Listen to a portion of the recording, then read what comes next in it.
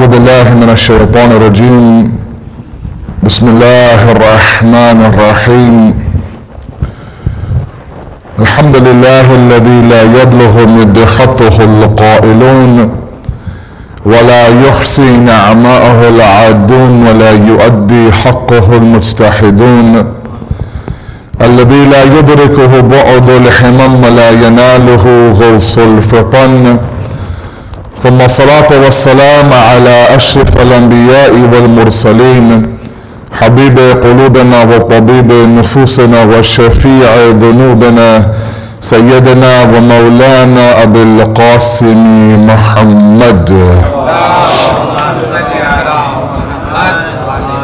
وعلى بيته الطيبين الطاهرين المعصومين المظلومين، لا سيما بقية الله في الأرضين، صاحب العصر والزمان، خليفة الرحمن، إمام الإنس والجان، ولعن الله وأعداهم أجمعين إلى يوم الدين.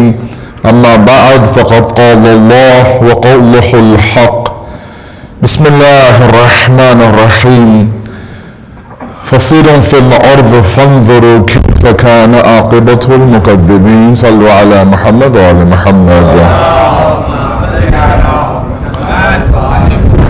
Bridging today's generation gap has been our ongoing topic. Tonight is lecture number 12. Alhamdulillah, we have gotten to discuss a few interesting subtopics in this 12-day journey that I've been with you. And we have done our best to try to understand some very real issues like communication, like culture. And for the past, actually from last night, we talked a little bit about the idea of mental health and stress management across the two generations. And even last night's youth session turned out to be more of a community family session, which is really, really productive if you ask me. We also looked at this issue of depression and stress and anxiety. And we talked last night about the idea that stress no doubt existed in the generation of our parents and the elders, just as stress exists for our youth today. But the management tools and the stress management skills that existed in the generation of our parents, they don't exist today for our youth. Simply because back then the idea of stress and anxiety and depression wasn't really an option for all of you growing up in your respective countries. In fact, it was seen as a sign of weakness if you were ever to, make apparent that right now I'm going through a lot. It was also this idea in our elders' generation that if you were ever to express the stress that you're going through, it's almost as if you're ungrateful for everything that you have. So it's a very, very much a taboo subject. Doesn't mean that they weren't going through their stress. They were. We talked about my mom's flight yesterday. We talked about many things, and I'm sure all of you who have been here for several decades have your own respective stories. But one thing we did make a point to talk about yesterday was that we are not going to minimize the stress that either generation went through or is going through now. And namely our youth. They live in a very public generation where everything is publicized, everything is glamorized, everything is made public. And so with that comes a number of difficulties. And that is, of course, keeping up with an image that sometimes they themselves don't want to uphold. With that comes a lot of stress. Now, we want to continue this today as well, as I promised you, and then end off my series of lectures with discussions like identity and the deen. And we'll start that tomorrow, inshallah. But for now, at least today, we'll look at these issues one more time of this emotional well-being of the youth and this generation. Sallu ala Muhammad wa ala Muhammad.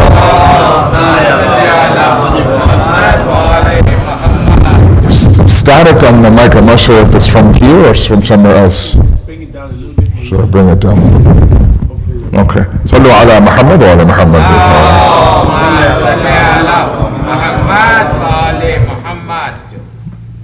I wanted to, first of all, talk about one misconception.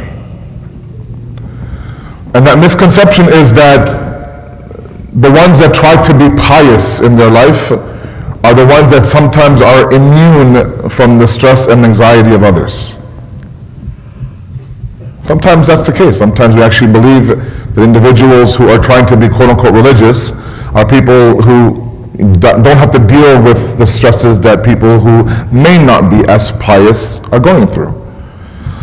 So to look at someone like me who on the apparent, I'm dressed like a pious individual at least, might think that someone like me is immune to stress and anxiety and even, symptoms of depression. And then they think that this discussion is only for those who are a little bit off the path of Islam. And the first thing I want to establish in tonight's discussion is how Allah subhanahu wa ta'ala looked after the emotional well-being of the Holy Prophet. He very much took care of the Holy Prophet. He looked after his mental health. Mental health is an issue that dated back all the way to the Holy Prophet's time. I've oftentimes told my youth, and to my elders as well, it's important that sometimes we visit the history of the Holy Prophet. As Shia specifically, our history of Islam begins at Ghadir until now. There's a whole life before Ghadir. There's a whole mission before Ghadir that really is worthy of research. And as a shameless plug, this year for the camp, we'll have one course every single day for 4 days on the history of the Holy Prophet.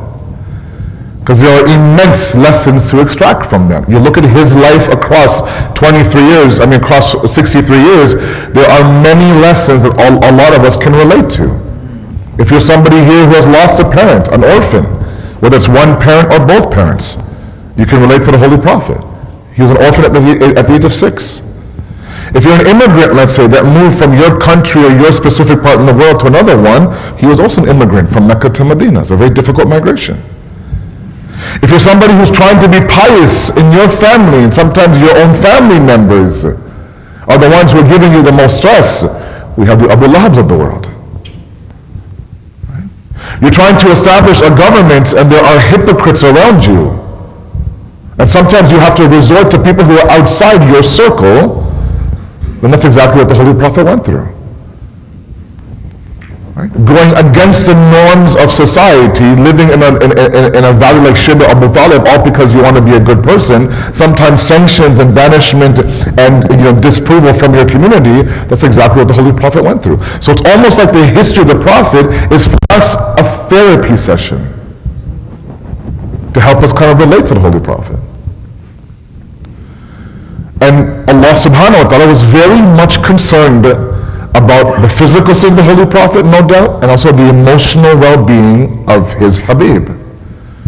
I'll give you a couple of verses. Surah Hijr, for example. Now this is after the idea that now this is a Mecca surah. Surah Hijr is in Mecca. So you know that the life of the Prophet, his 13 years of Risalat in Mecca was a very difficult time. A very hard time he had. His extreme peak of difficulty, of course, was Shia Abu Talib. But we're talking about people from his own family sometimes who are calling him things like a magician, like a majnoon, God forbid, a lunatic. He's gone mad, he's gone crazy. They were threatened, of course, to either kill him or to ruin his name. They would throw, money at him, women at him, government at him. They would go to Abu Talib and say, look, silence your nephew. We'll give everything we want to him. Just tell him to stop this Tawheed mission. And then they, of course, resorted to absolute character assassination. And sometimes we think that the Prophet was a robot. We forget the fact that he was a human being.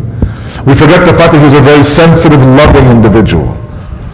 You have to be able to do what he did in that tough environment. And Allah recognizes that. In Surah Hijr, it's almost like, it's a very loving tone Allah has with the Holy Prophet. He says, وَلَقَدْ نَعْلَمُ إِنَّكَ يَضِيقُ صَدْرُكَ بِمَا يَقُولُونَ. We know, I know. It's like, we know that it's very difficult what you're going through. When they say what they say to you, Ya Rasulullah, we know it's very difficult. لَقَدْ نَعْلَمُ. We know that you have يَضِيقُ صَدْرُكَ. Meaning what? That this yadiq in Arabic means there's a tightness in the chest. Sometimes when you guys have a rough day, a stressful day, somebody bullies you at school, a horrible argument with one of your family members. Sallu ala Muhammad wa ala Muhammad, please.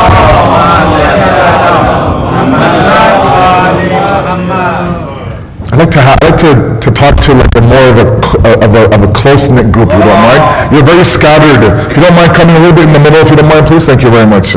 Sallu ala Muhammad wa ala Muhammad, please. Thank you.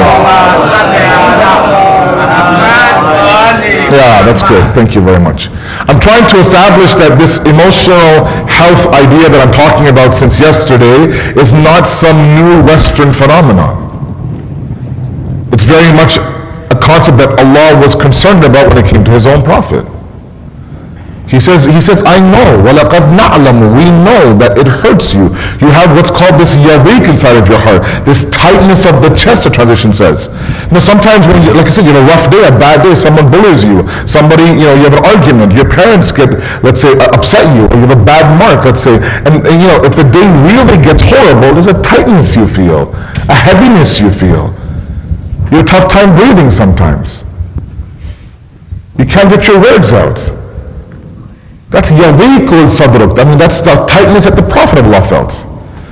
When Amir al-Mu'minin is approaching the Prophet saying, Ya Rasul, I have this tightness in my chest. I have this heaviness in my chest. How do I get this out? He says, Ya Ali, there's nobody in this world that can relieve you of that heaviness.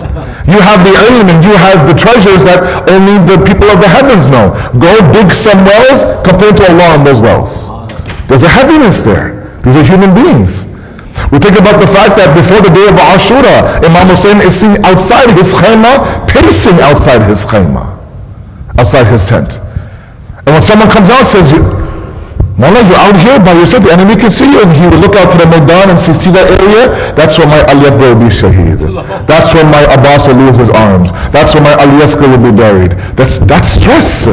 That's anxiety. And it's okay to look at this idea that the Imams and the Prophets were people who perhaps had a little bit of stress and a little bit of anxiety. It doesn't take away from their ismat. And these are not easy conversations. But if we want to relate to the Ahlul Bayt, we can't relate to them if they're up on a pedestal where they're not reachable. They're only qabil fadail.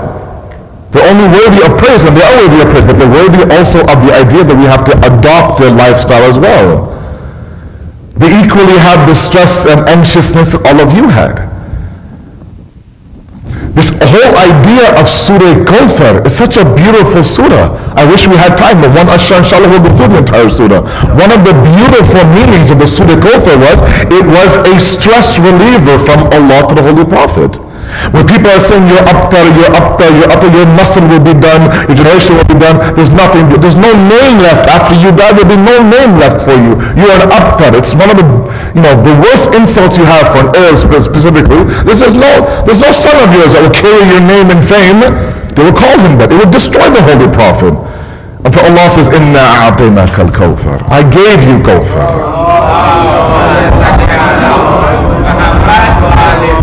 That yes, you lost your 2 sons, you lost your children, no doubt, but I'm giving you that Kawthar that will give you 11 ma'asum generations.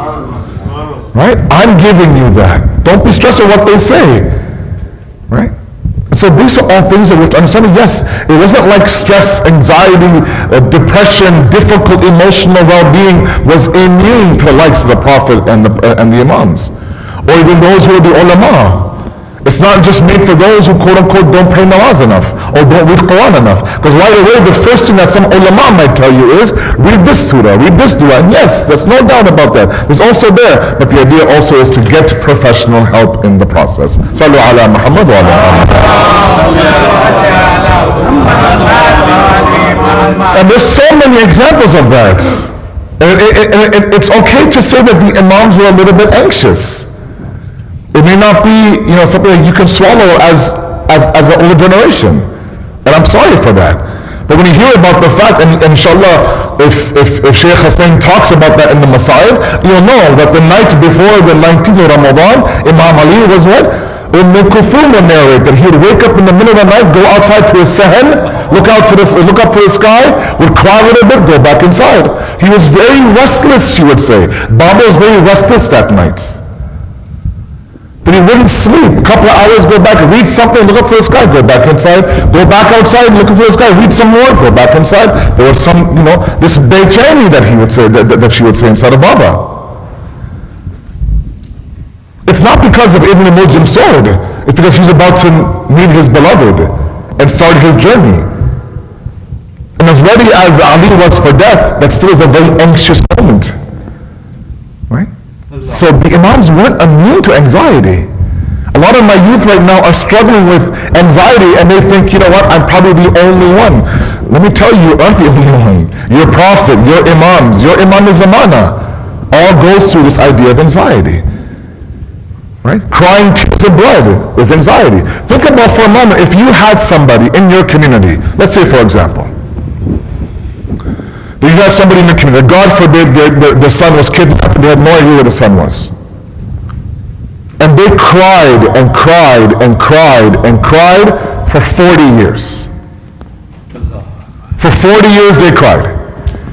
A lot of us will sit there and say, Iska iman hai na, bahut zaif hai. He's got weak iman. Have more reliance on Allah. Get yourself together. What's wrong with you? What's the point of salat and dua if you're going to cry like this for 40 years? But yet Nabi Yaqub's whiteness was gone from his eyes. Nabi Yaqub, a Masoom prophet, cried for 40 years. His son he knew was alive wasn't in front of him. Would you call the Prophet of Allah somebody who has weak iman? So why is it okay for them to react to that when it comes to this dunya? And for us, some of us belittle it. Say, you know what, go and read Ayatul Kursi. Go read Surah Yasin. And yeah, these are no doubt, these are solutions, but they're not always the only solution. So there's countless examples of the fact that we have where there are prophets and people who were ma'asum in the eyes of Allah that were also anxious. The video I showed you guys last time about the black dog, that video was meant to show you that everybody has its own version of a black dog, of its own depression. As much as you want to, present the idea that I'm living a beautiful life, inside Allah knows your state. And by the way, since I'm here, we have a hadith by the Holy Prophet sallallahu alaihi wasallam.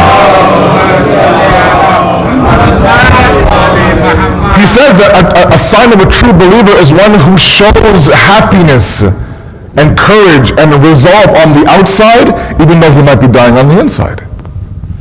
So I'm not asking him to go around saying, boo-hoo, boo-hoo, look at me, victim, victim, victim. Right? How are you doing today? I'm okay, I'm alive, I guess. Whoa, wait a second. You're going through a lot, no doubt, and so am I. But you have to show a little bit of resolve on the outside and cry to Allah. So my first point I want to make tonight is this idea that this is not immune to anybody. It's not some new topic. But it is important that we give our youth the tools to handle today's stress and anxiety. Now, point number two that I want to make was that part of the anxiety is that they need, these youth today, your kids, most of your kids in the audience, they're asked to uphold a certain self-image from their peers, on social media, in circles of friends.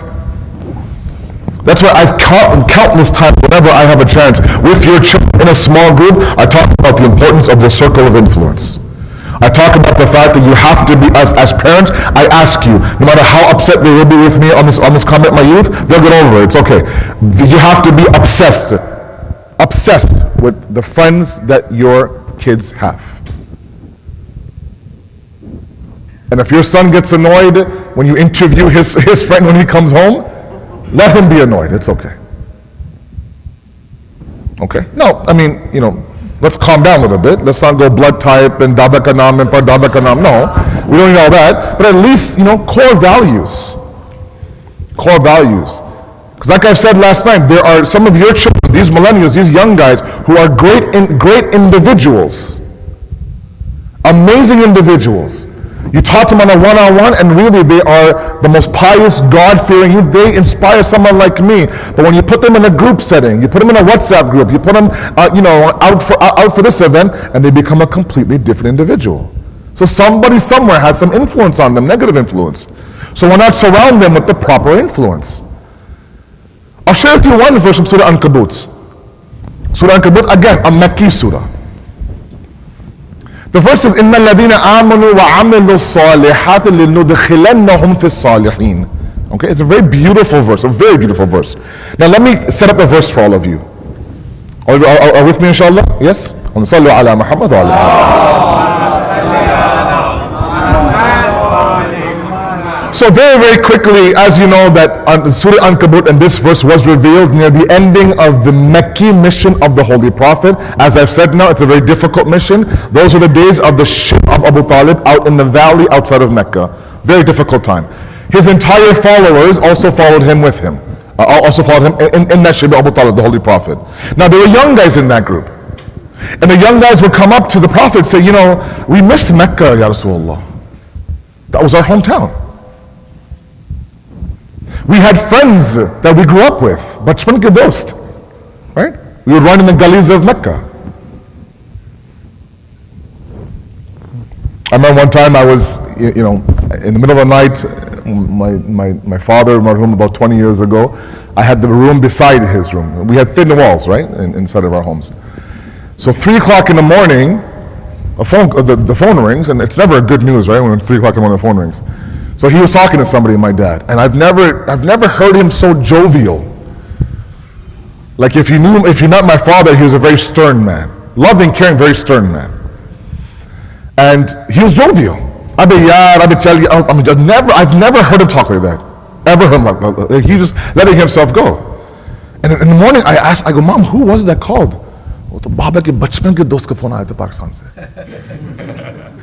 I mean, after 15 years, he called. And oh, if you saw your father, he was lit up. I mean, that type of friendship. And all of you have those friendships still.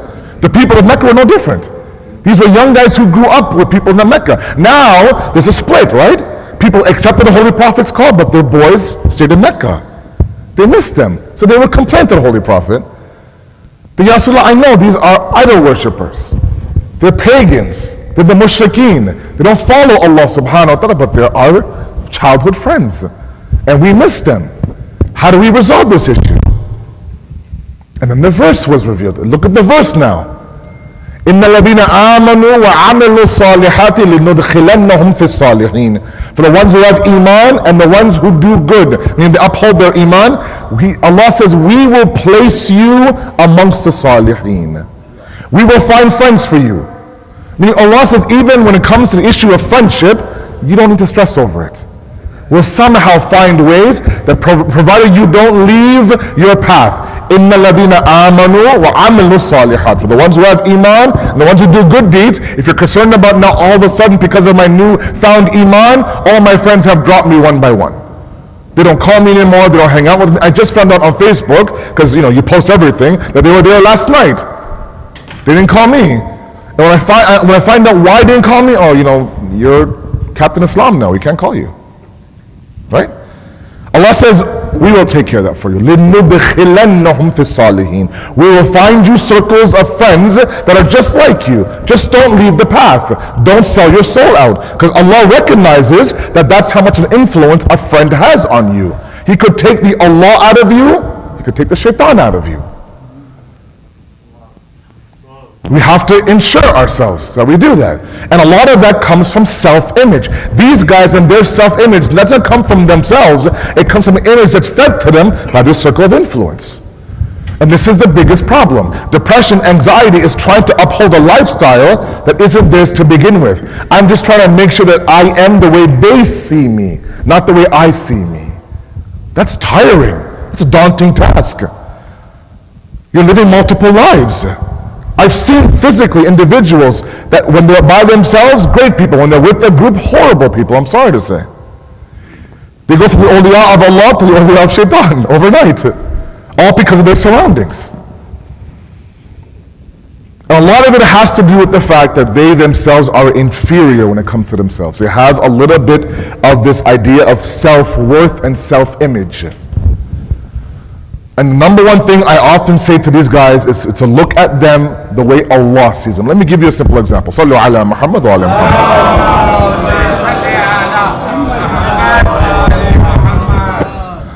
I have a 4-year-old daughter. She likes to tell knock-knock jokes. I've mentioned this story to you guys before. Okay? Her comedic act is knock-knock jokes. Okay? Knock-knock jokes. My 4-year-old. She comes to me and she says, knock, knock. Even now when I call every day here, her first thing is, Baba Salam, knock, knock. I go, oh my God, okay. Okay. She tells a joke. Now sometimes they're really funny jokes. They really are. They get me a good laugh. So she'll say, knock, knock. I'll say, who's there? She'll say, boo. I'll say, boo-hoo. She'll say, why are you crying, Baba? Right? It's a good joke. It's funny. And I laugh like all of you laughed. And the more I laugh, the more she laughs. Follow the example. The more I laugh, the more she laughs. To the point where she'll tell me the joke again right after. Knock, knock, who's there? Boo. And she'll wait for me and I'll laugh and she'll laugh. And the more I laugh, she'll even laugh harder than that. She knows the joke. That's her joke. That's her go-to. How can it still be funny to her? But somehow, the more Baba laughs, the more she laughs. And the moment that I stop laughing, she stops on the joke. Meaning she found her laughter inside Baba's laughter. And the moment Baba's laughter was gone, her laughter was gone. I tell my youth often, find your image, not how others see you, how Allah sees you. And understand that I want to see myself how Allah sees me. Allah sees you as this land of potential. And I know sometimes you guys hate hearing that. This potential to be great. This idea that He defended us when there was no one there to defend us. When the angels had a problem, didn't understand, He's there to defend us. We have hadith that says when somebody this age falls in the sujood, He summons the angels. Come here, look at this 18-year-old, surrounded by shayateen upon shayateen, and right now he's Subhana Rabbil A'la wa bihamdih. When an individual, the hadith says Allah loves nothing more than a young individual who constantly does good acts, and hates nothing more than an old individual who constantly sins. Now, if you can look at this land of potential and invert that towards yourself, then you don't need to feed off of other individuals who are telling you should look this way and smell this way and listen to this song, eat this food, dress this certain way, post this, like this, retweet this. All these things are not needed. You already have a creator who's looking after you already. Find your image in Allah's image, the same way that my daughter found her laughter in my laughter. The moment that I stop laughing, she stopped laughing. Allah will always see you and will always have your back. Why is it that Allah places an emphasis on the idea of mercy, mercy, mercy? He says, Kataba ala nafsihi rahmah, the Quran says.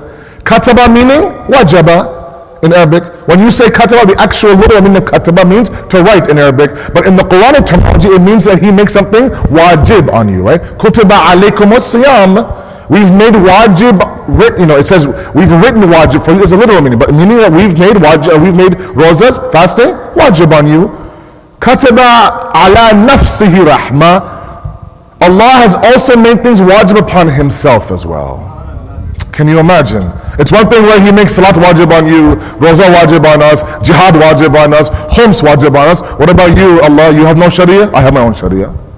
I make things wajib on me. Fine, I don't pray salat, I don't keep fast. But what's wajib on me? Kataba ala nafsihi rahma. What's wajib on me is mercy. I made that on myself. Why such an emphasis on mercy? Because He knows at this age right now, they're going to trip, they're going to fall, they're going to stumble, make mistakes. I'm not condoning that. I'm not saying go and have a free day of the week, we can do whatever you want. But I'm saying that the emphasis on the idea of mercy is that He wants you to rebuild your self-image. Because sometimes it takes one mistake, one sin to destroy today's youth. They're extremely hard on themselves. And they've convinced themselves that Allah doesn't want to hear from them. I talked about the idea of avoiding Allah when you have a night of sin. A few nights ago, don't forget that conversation. But part of the idea that Allah says even begin everything with my Rahmaniyat and my Rahimiyat is because of that reason. That He wants you to not simply allow your self-image building to be destroyed. If every time you go back to me, I forgive you, that image is built back up. Not the image anybody else, but the image that I see you as a potential servant of mine. Sallu ala Muhammad wa ala Muhammad. the number one factor of this idea of anxiety and stress and depression in these kids, in these youth, is the fact that they don't see themselves the way that I would like them to see themselves. It's vital that we understand this. They need to be a little bit confident. And yes, I've made a clear distinction between self-worth and self-worship. And Islam also has a very fine line between that. Qadr shinasi and khud parasti. There's a huge line between that. But sometimes we think that the more I destroy myself, the more pious I am. So I'm zero, I'm the khak on the ground. And those things are very humbling, no doubt. There has to be a level of, I'm also something. وَلَقَدْ كَرَمْنَا بَنِي آدَمَ. And my entire Ashar and Muharram was based on this one verse. Right? The rise and the fall of the man. Remember that long time ago? Yes, inshallah. Sallu ala Muhammad wa ala Muhammad. It's online, by the way, yeah. Part 2, yes. It's online, by the way, if you archive it, inshallah. But this whole idea, there was this rise. And we allowed ourselves to fall. And we can't allow that to happen. We cannot for a moment assume, that's why, look at the beautiful traditions by our Ahlul Bayt. Imam Jafri Sadiq alayhi salatu wasalam says,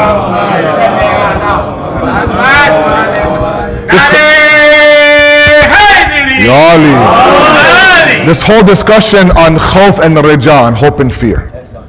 It's a whole discussion on hope and fear. And there are people who are extremes in both of them. There are people who believe that, Allah is so wrathful that one of my sins, two of my sins, to the point where, that's it, I'm bound for hell. There's no way that He's going to forgive me. I talked about the fact that it's not a prerequisite for you to have an empty closet of your past for Allah to listen to you. He's forgiving people who are far worse than all of you. On the other side, there's this hope, oh my goodness, to the point where I can commit every sin possible, it's okay. I'm letting Allah do His job by being merciful towards me. Whoa. I'm giving Him an opportunity, right, to do what He does best. Right? How can He be merciful if I don't mess up? So let me do my job, let Him do His job. Right? That's delusional, right? So on one side we have so much fear, it becomes hopelessness, which is a sin now. Then we have so much hope that you become somebody who's addicted to sin. Right? And that's what I believe. We believe today that we don't commit every sin out there, but we are habitual sinners. We constantly commit the same sin over and over and over again, to the point where even that pleasure of sin is gone, but the habit still remains. Right? There has to be a level of both. Now come to the hadith. Our sixth Imam says that a believer's heart is such that when you measure both hope and fear, it's the exact same measurement inside the heart. There's the same level of hope, same level of fear. Fear the fact that no doubt I don't want to upset Allah subhanahu wa ta'ala.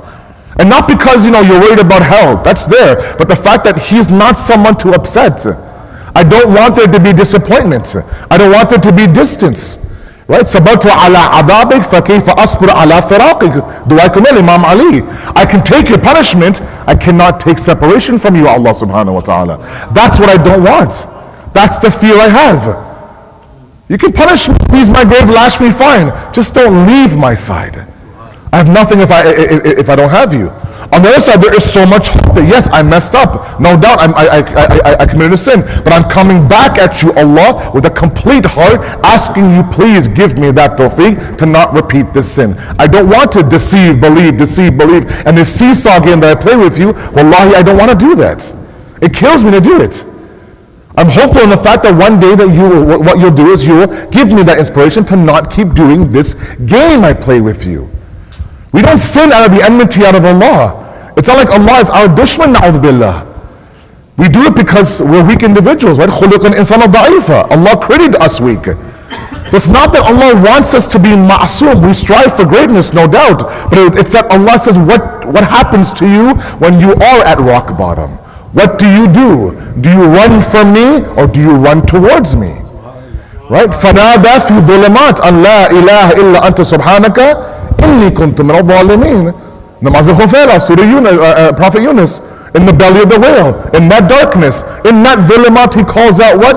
Allah, glory be to you. There's no one like you. I'm the one that caused this problem myself. I want you now to pull me out of this. Sometimes I wonder, I look at these kids and these youth are struggling. You can tell they want to be good. They talk to me and tears are rolling down their face. Help me, Maulana, help me, Maulana. And yet for some reason they take a step away from Allah. And Allah's waiting for us to say, look, when have I ever let you down? When is it you've called me, I haven't let you down? When is it that you know, fine, you know, to the point where, and I'll end with this. Sallu ala Muhammad wa ala Muhammad. It's to the point, and I've said it before, and I'll repeat myself again, it's the idea that sometimes when after a long time, we show up on Shab Qadr, and the amal is going on, and the alim says, it's now time for your hajat, and the entire hall is quiet. And for that brief moment, you have this moment. Your heart softens, and a tear rolls down your face. And you turn to Allah and say, Allah, I'm asking you. And after months and months and months and months of us ignoring Allah, we finally turn to him and ask to him. Hadith says that he instructs the angels to wait. To wait. To wait. Don't give him his dua just yet. It's been a long time since he's called me. And I know that the moment that I grant him his dua, he'll be gone again. Let him keep calling me. I love the sound of his voice. Not in a torturous way, but I like the fact that he keeps calling me. The more he calls me, it's not for me. The more he calls me, the stronger of the iman he gets. The more he knocks on the door, the more he knows this is the door I want to go into. So sometimes, I've been asking Mama, but no answer. Baba, hold on. There's a process. Keep asking. Don't go to other doors. They're going to slam the door in your face. Allah's the door you want to go to. But sometimes after months and months and months, He knows us. He's our manufacturer. He's our tech support. If the power button doesn't work, you call Allah. Allah, what do I do? And He says, hold on, don't answer Him just yet. He'll keep calling. The entire night He'll cry to me. And it's my heaven. Because my creation, my insan, the best of my creation now is calling me. What better is that? You go, you sit beside your mother, and for hours and hours you talk, and you empty yourself out to your mother. Oh, she'll say, this was Eid for me. My son came and dropped everything at me. It's not that mom is taking pleasure out of my pain. It's a mom's heart, right? You chose to come. But you came to my house and you sat in here and for hours and hours. That's a mother. 70 times more is Allah subhanahu wa ta'ala. We ask you, Allah subhanahu wa ta'ala, to help us in this process, inshallah, please. To bless us, make us look at ourselves the way that you look at us, inshallah. We ask you, Allah subhanahu wa ta'ala, to forgive our sins, accept our amal, inshallah. We ask you, Allah subhanahu wa ta'ala, that there is so much tyranny and oppression of the world. We ask you, Allah, to weaken the hands of the enemies of Islam, inshallah, and strengthen the oppressed all over the world. And finally, Allah, I ask you to make us isqabil of Imam Zamana's arrival, and make us his ansar when he comes. Surah Fatiha for your marhumin, and for mine and the Shohada, and for these names that we have here. Mu'in Nisa Begum, Habibun Nisa Begum, Shehzadi Begum. Fatiha.